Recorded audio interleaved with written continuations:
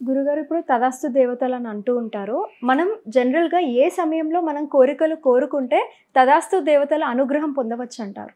తదాస్తు దేవతలు అంటే మనం ఏదన్నా కోరుకున్నప్పుడు హ్మ్. తదాస్తు హ్మ్. అంటే అది జరిగిపోతుంది.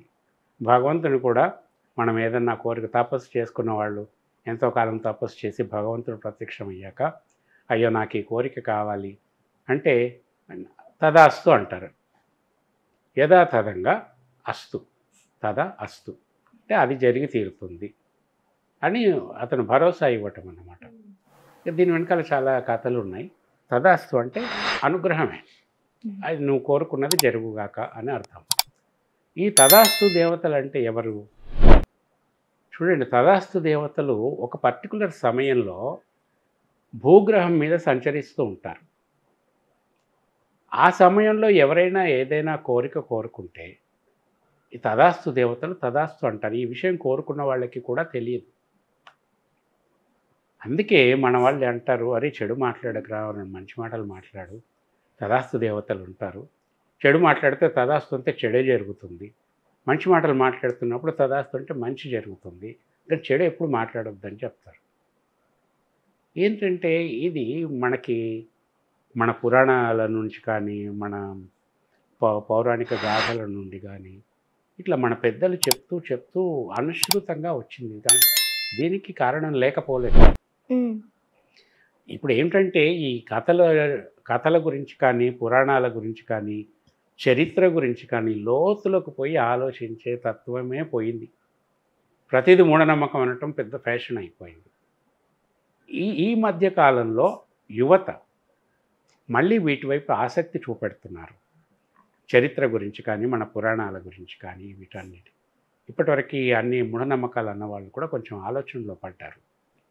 వీళ్ళని అడిగిందల్లా ఏమిటంటే ఈ హిందూ మతానికి సంబంధించి భగవద్గీత కానీ, ఉపనిషత్తులు కానీ, రామాయణ మహాభారతాలు కానీ, భాగవతం కానీ, ఇంకా వేరే ఉపనిషత్తులు కాక ఇంకా కొన్ని గ్రంథాలు ఉన్నాయి. యువతను అడిగేది ఏమిటంటే, మీరు మనకి హిందూ సాంప్రదాయాన్ని విమర్శించే ముందు ఇప్పుడు చెప్పిన ఈ అన్ని పుస్తకాలలో ఏ ఒక్కటన్నా చదివారా? చదవరు. హ్మ్. ఆ ఇంట్రెస్ట్ ఉండదు. వాడెవడో మూఢనమ్మకం అంటే వీడు మూఢనమ్మకం అనేస్తాడు. నేను అడిగేది అదే. First you know something. అసలు ఏమీ తెలియకుండా హిందూ ధర్మం గురించి విమర్శించడం కరెక్ట్ కాదు. తెలుసుకోవాలి. తెలుసుకొని అప్పుడు విమర్శించగలిగితే దట్ ఈస్ ఓకే. హ్మ్.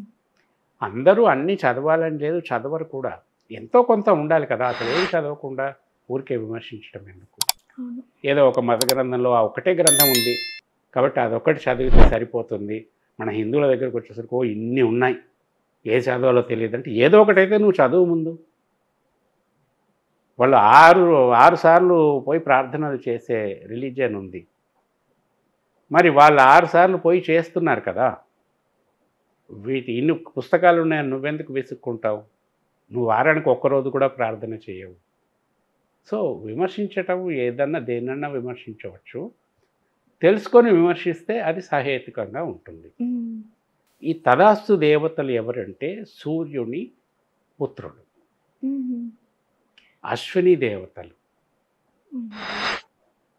అశ్విని దేవతలు వచ్చేసి ఎప్పుడు సంచరిస్తూ ఉంటారు. హ్మ్. ఏ సమయంలో సంచరిస్తారు? ఈ అశ్విని దేవతలు ఏంటి? ఔషధాలకు సంబంధించి వీళ్ళు డాక్టర్స్ అన్నమాట.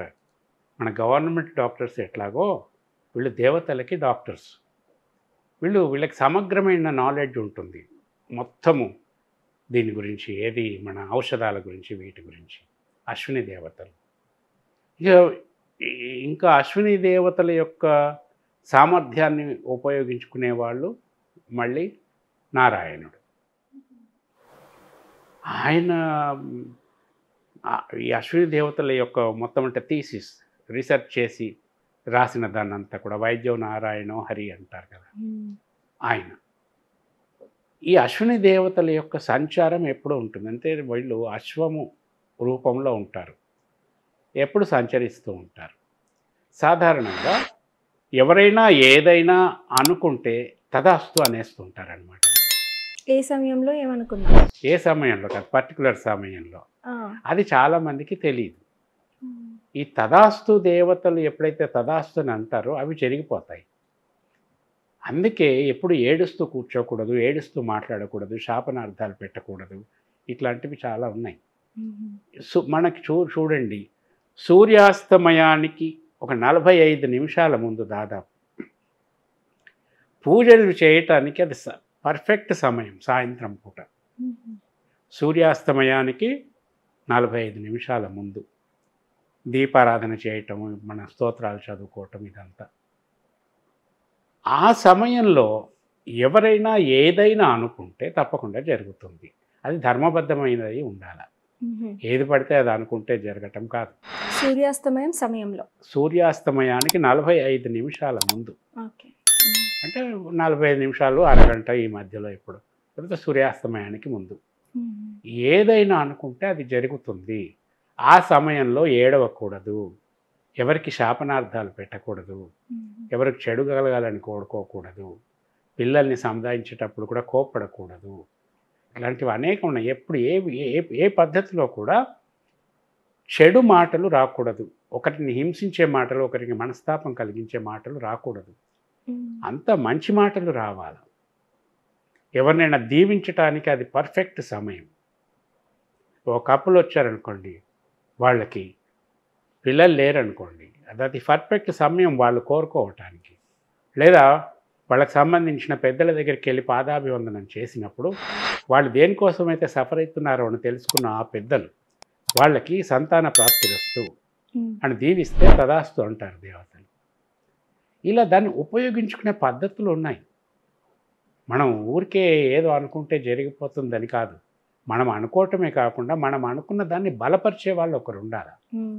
మన పెద్దలు కానీ, ఒక అర్చకుడు కానీ, ఒక పురోహితుడు కానీ, మన తల్లిదండ్రులు, అత్తమామలు, వీళ్ళు ఎవరైనా సరే చాలా సంతోషంగా మనకి మంచి కలగాలని కోరుకొని దీవించాలి వాళ్ళు. హ్మ్.